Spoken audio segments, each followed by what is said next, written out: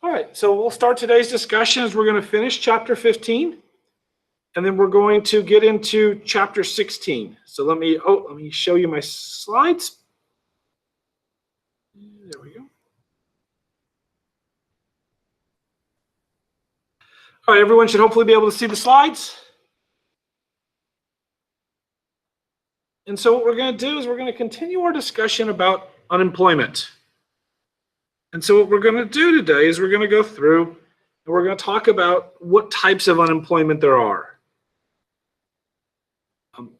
We talked on Monday, we talked a little bit about the natural rate, kind of what full employment is, right? So we talked about this magic number of about 5%.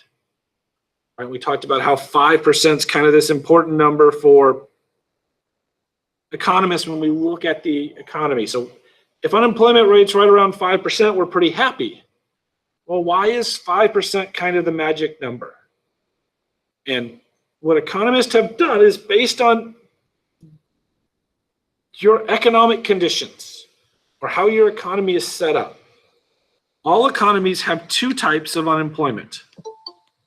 One of them is frictional, and the other is structural.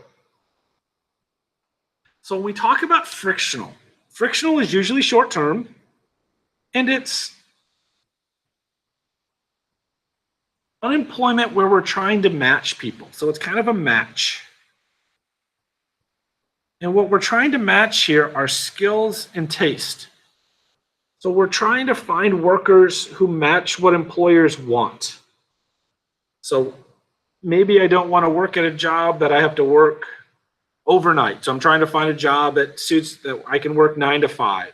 Maybe I can't work 9 to 5 and I want to work a job that works from 12 in the morning to 8 in the morning.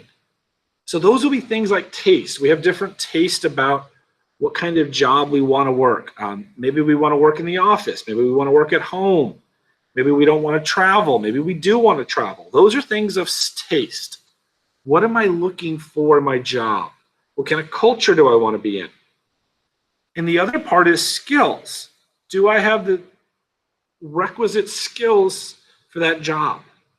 Or am I looking for a job to take advantage of my skills? So when you graduate college, a lot of times students start off frictionally unemployed. Is you're looking for a job when you get out of college that's going to hopefully take advantage of your skills that you gained in college, as well as you're trying to find a job that matches your taste. Because maybe right now you're working a job, you really don't like the hours, you really don't like the environment.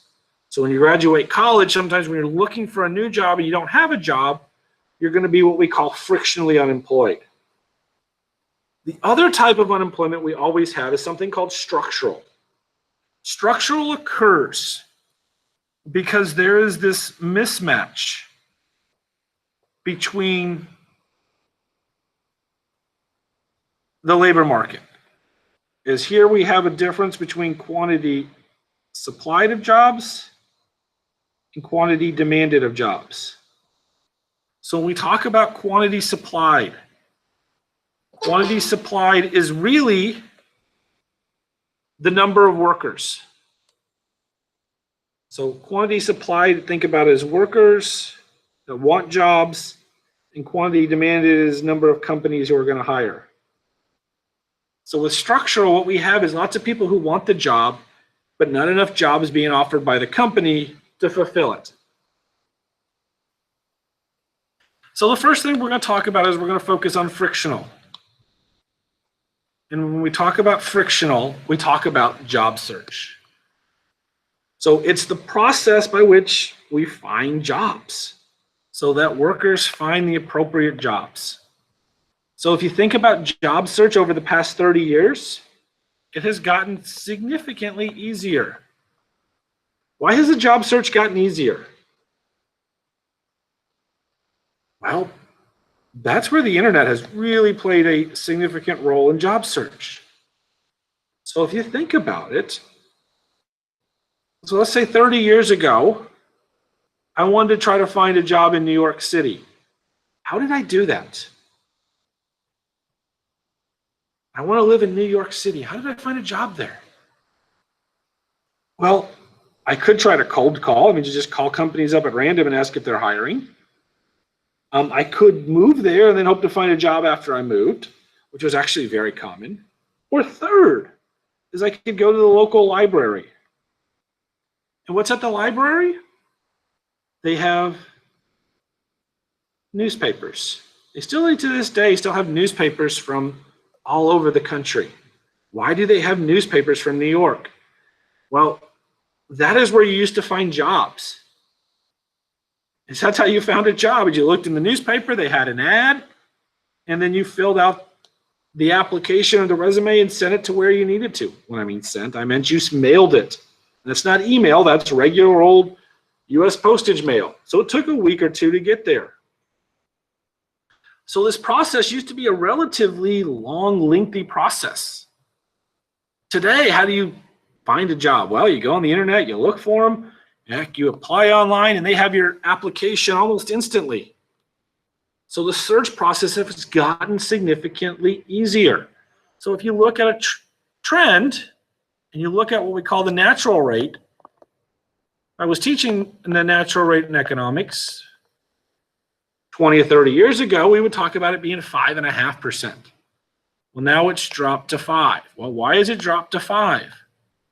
Well, one of the reasons we see it is this decrease in frictional unemployment, how long it takes us to change jobs. We could never get rid of the entire frictional unemployment because of sectoral shifts. What do I mean by sectoral shifts? I know it's kind of cliche now, but if I always use it, I always talk about a typewriting repairman. So I used to know how to fix typewriters. And that was a pretty good job for a while.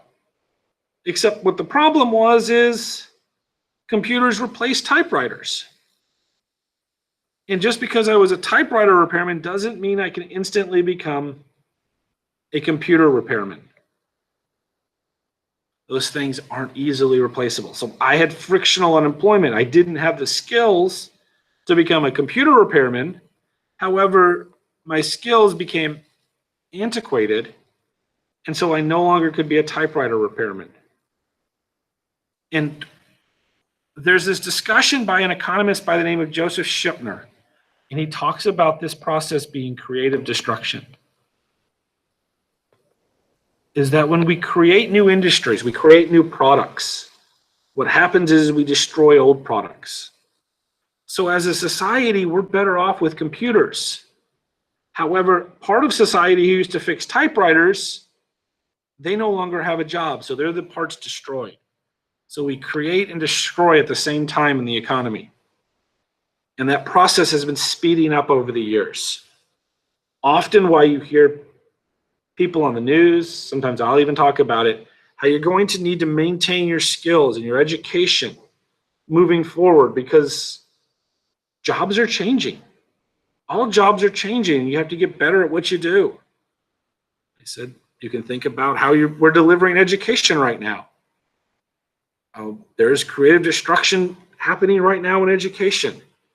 And how do we change and become better at the jobs that we do? And there's a lot of, probably you've seen it in your online classes, they're all delivered a little differently. And one of that is we're trying to find the best ways to deliver material.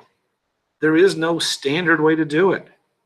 And so the ones that are successful are going to be on the creative side. The ones that are not will be on the destroyed side. And so as professors, we have to change how we're delivering material. Sometimes we do it well, sometimes we don't. But we have to update even our skills. There used to be, there's still some, you can still find some government-run agencies that try to help with job vacancies. They used to be a lot more common than they are. We do have some public training programs. There used to be quite a few students here. I said, when I first got here, Whirlpool was shutting down. And when Whirlpool was shutting down, what they did is they had a program which sent their workers back into higher education so they could leave with new skills. So that would be kind of an example of a public training program. Why we advocate these is we want to keep the labor force employed. We want more people to be working. And the market's going to be changing. And a lot of it's not your fault the market left you behind. So we're trying to reduce some of this inequity of the typewriter repairman losing his job. I tell students, and I tell students a lot, is yes, there are inequities here. Some jobs are going to be created and destroyed, but that's also going to be part of your responsibility. Just because you leave college doesn't mean you can't stop learning, because your job will change. And if you are not keeping up with the newest and greatest things, you will be left behind. And that's sad and that's harsh, but it's reality. So what do we do for people who lose their jobs? If you lose job through what's called no fault of your own, that your company all of a sudden has to lay people off because they don't have as much business as they did before. So we saw a lot of this in March of last year, right? When the pandemic hit, is companies no longer could afford to keep their workers, so they let their workers go. And when they do, they qualify for what's called unemployment insurance. And what unemployment insurance usually does is it's to protect some of the worker's income. Usually it's somewhere between a half and 2/3 when they become unemployed. And we do this to try to reduce the hardship. Now, why don't we give them all of their money? Well, we want that incentive for them to find a new job. If I only give you half, maybe you'll go and try to find the other half and try to find a new job. And so part of that's why it isn't a full replacement. It's a half, depending on how much you made before. So there's a formula. I don't go into the formula because each state is different. But when you go and you lose your job through no fault of your own, you can go to the unemployment office and file a claim. They'll look over their claim and then they will send you money. So the goal is we want workers not to have this hardship, but we also want them to find new jobs. So what we try to do is try to find this balance. Is we have these benefits, right? Trying to reduce some income uncertainty.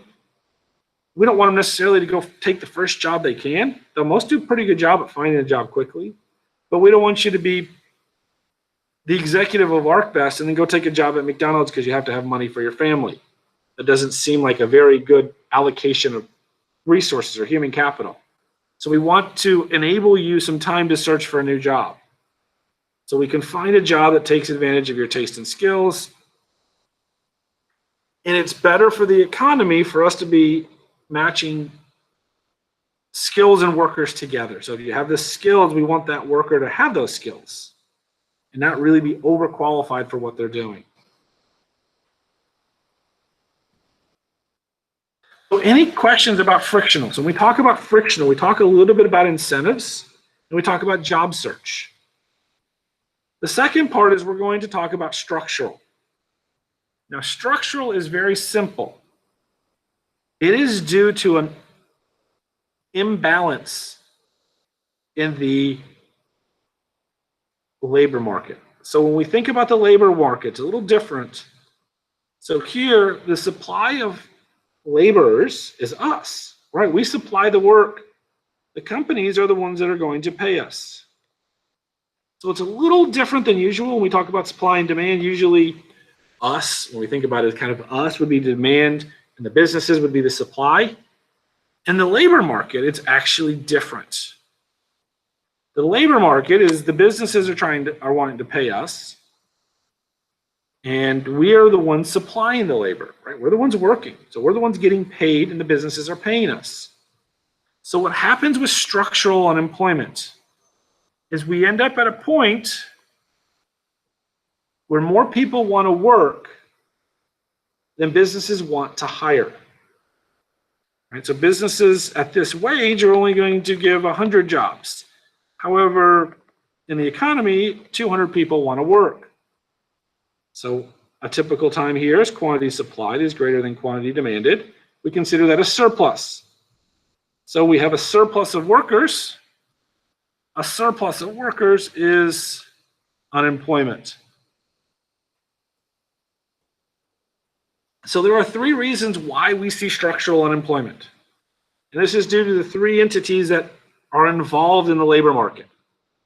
So there are three entities that influence the labor market. So the first one would be government.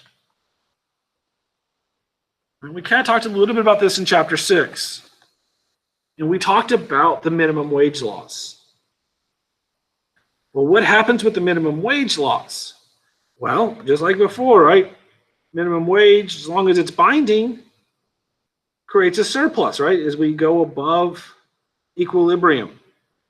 And if we set a wage above equilibrium, it's going to affect a market. The market it affects are those with the least skills and the least experience.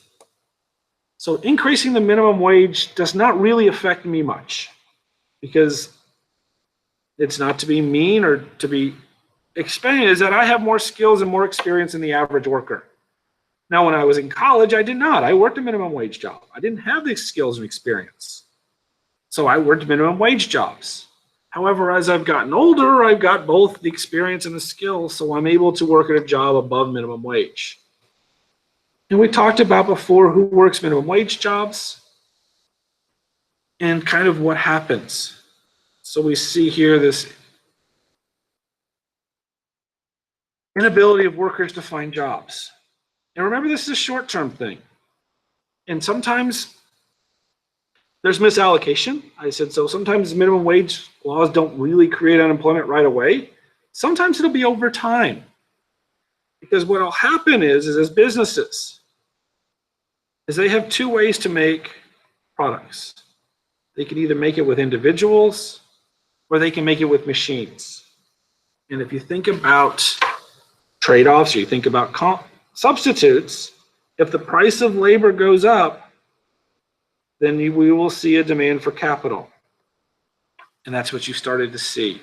So as the price of labor goes up, either through minimum wage, could also just be lack of people wanting to work those jobs.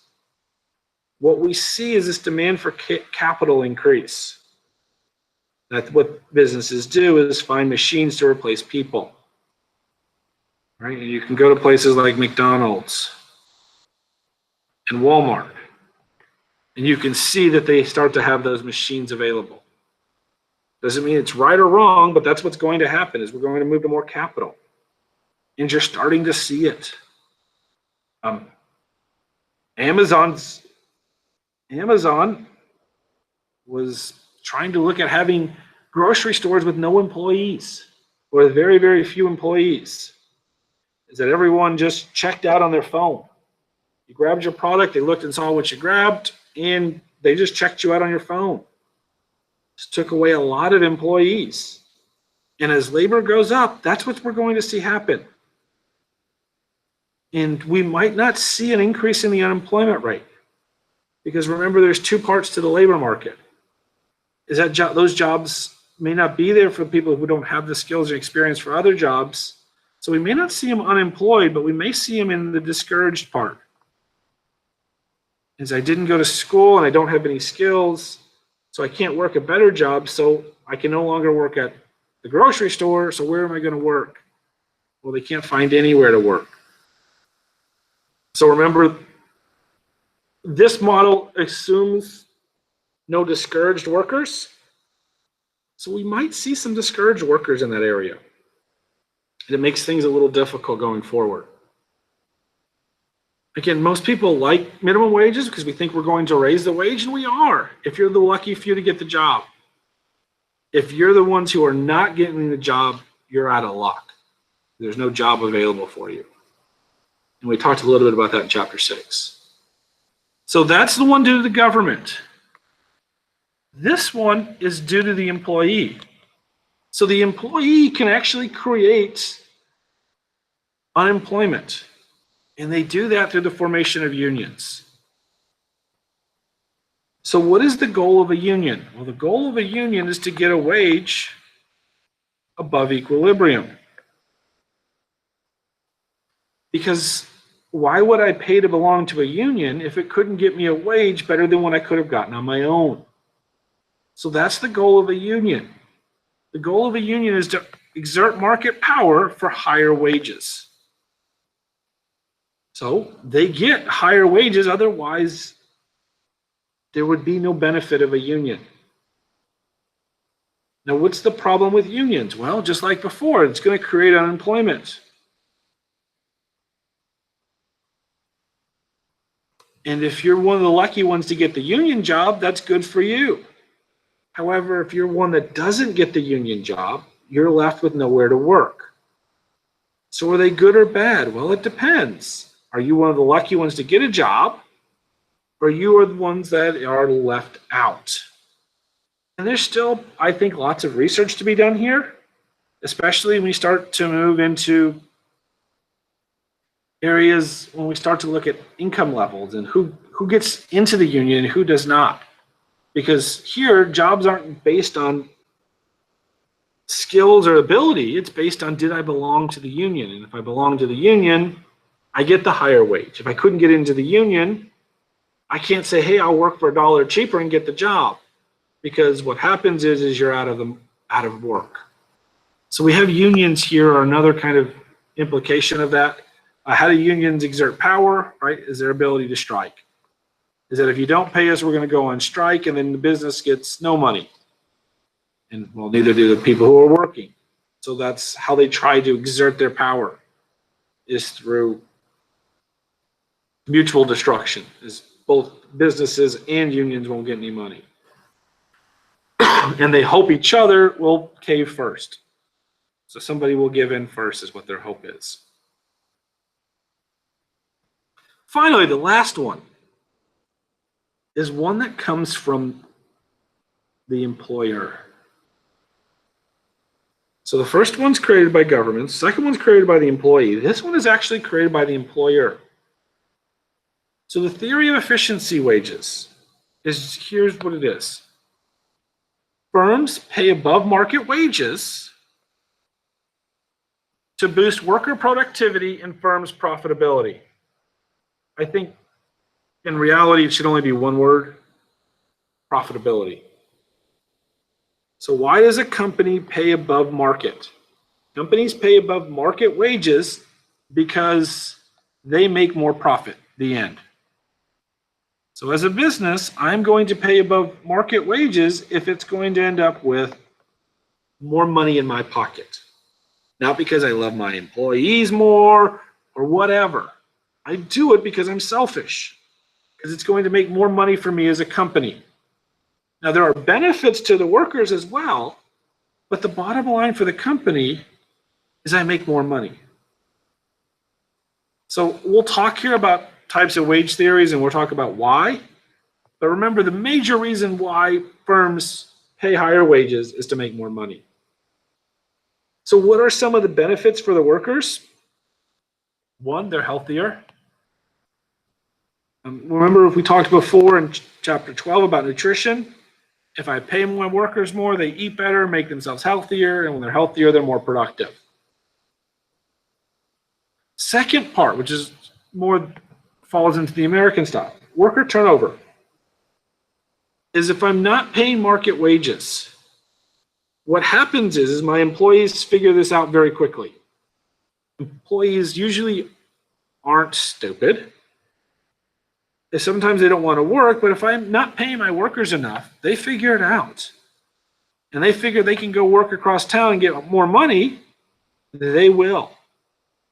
And what ends up happening is if my worker leaves, they leave with their skills, experience, education, and I have to try to find someone new to replace them. And it is more costly to find someone new to replace them. So I want to make sure as an employer that I am not paying my workers not enough money, because what happens is they leave.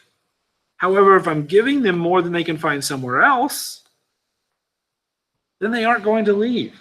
So they're going to stay, which reduces turnover. And remember, wages just aren't money in your pocket. That also includes benefits. And so a lot of times what companies do is sometimes they increase benefits. Flex time. You can set your own hours. Sometimes if you go to a new place, you might not be able to do that. So they've increased your wages sometimes through other means besides just monetary, right? When we think of wages, and we remember wages are everything I get paid as an employee. Workers' quality. If I'm offering the best salary around, I get the best applicants, right? Everyone wants more money or more wages, and they go to try to find it. So you see a lot of companies that engage in this. Google's a big player, Apple's a big player in this kind of market. They want to pay their workers the most so they get the best and brightest. And finally, effort. We have this ability, what they call shirk. Shirking is not doing your job but still getting paid.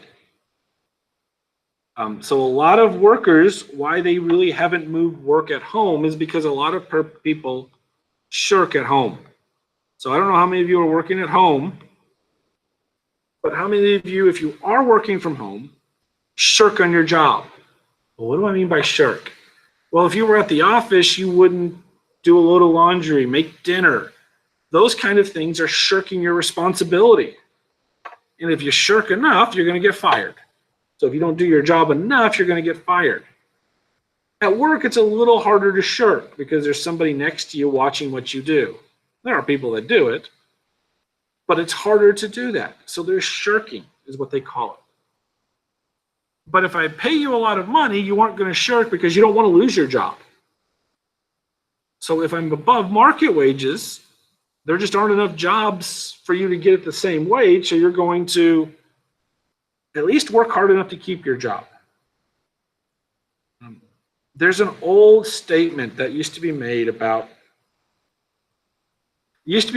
people who cleaned houses. It used to be made about maids.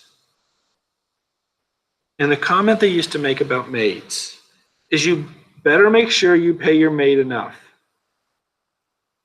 And so you better make sure that you're allocated enough cash to your maid. Because if you don't, the maid's still going to collect her money or his money. Well, how they're going to do that is they're going to steal enough of your stuff so they get paid what they think they're worth. So it's better to pay them up front so they don't shirk on their responsibility, is to make sure people are paid what they're worth. Because if they don't, they're going to get their pay. And so that was an old statement they used to talk about when they were talking about efficiency wages, is make sure you're paying your workers enough so they aren't shirking on their responsibility.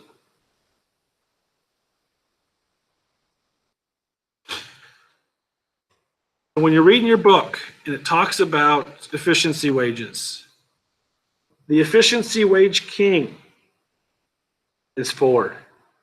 And you should read in your book, and it talks about Henry Ford. And it talks about what Henry Ford did. What Henry Ford did that revolutionized manufacturing. He did $5 a day. So the going equilibrium wage for auto workers used to be $250 a day. And it was back in 1910, 1920. And what Henry Ford did is said, well, what would happen if I doubled that salary? I went to offering my workers, instead of paying them $250, I'm going to pay them $5. Now, you will read some, I'm going to watch my tones here. You'll read some garbage today that talks about why Henry Ford did it. And you'll hear garbage today that will talk about, oh, Henry Ford raised the pay of his workers so they could afford his cars. You see someone say that, I'm going to tell you right now that is hogwash.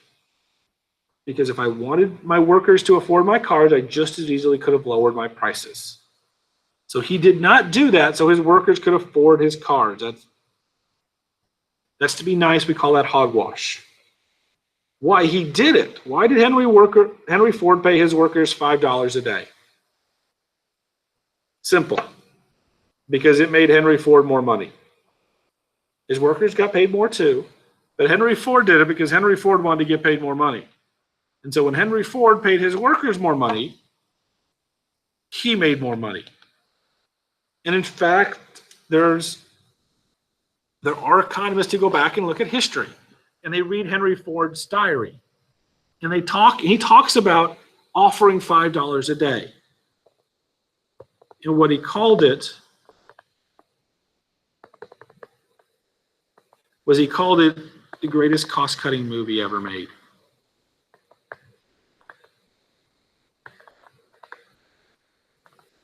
So what he found is that by offering his workers $5 a day, it cut his cost. Well, why did it cut his cost? Well, because he didn't have to hire and train as many new workers. He had better workers who didn't make as many mistakes. And they put in more effort, so he got more out of his workers than he did before. So his workers ended up with more pay, and as did Henry Ford. And it's what made Ford successful and what helped move them above other car manufacturers at the time. So Henry Ford really didn't do a whole lot for manufacturing besides change how he paid people. That's what made the manufacturing and the assembly line explode, because of the efficiency wages. So here's kind of one thing we want to talk about, and we call it think, pair, share. There's some of these in the books, and there's some of these on the slides. I don't always go through them enough, but I want to go through this one just because I kind of like it. So a lot of times you're going to watch the news, and this is very typical. And what the news anchor says, the unemployment statistics are released, show an increase from 6.1 to 6.2. And they say this is the third month in a row unemployment has increased. Your roommate, who we'll just say is not taking economics, makes the comment. Every month there are fewer and fewer people with jobs. I don't know how much a country can continue like this. So can your roommate's statement be deduced from the employment statistics? In reality, it can't. And why not? Why can't this statement necessarily be proven to be true? Well, because remember, yes, there might be people who are losing their jobs, right? But remember, we have the unemployed over the labor force.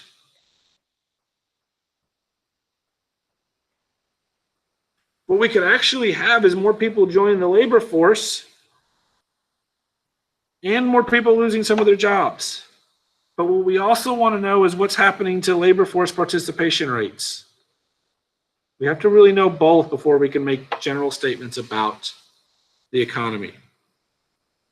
And so we want to make sure we understand both numbers.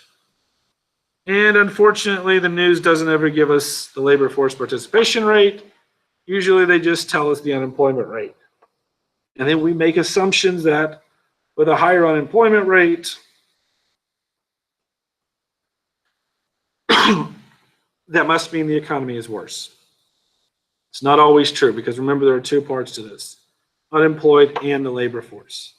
So remember, I could have the same number of people that don't have a job as 100, but if the bottom number gets smaller, so before it was 200, now it's 150, that means the unemployment rate went up and the number of people without jobs stayed exactly the same. Because it's not over the adult population, it's only over the labor force. That's kind of a general rule. You should go through and look at these chapters in a nutshell and look over them, kind of make sure you understood what we talked about in the chapter.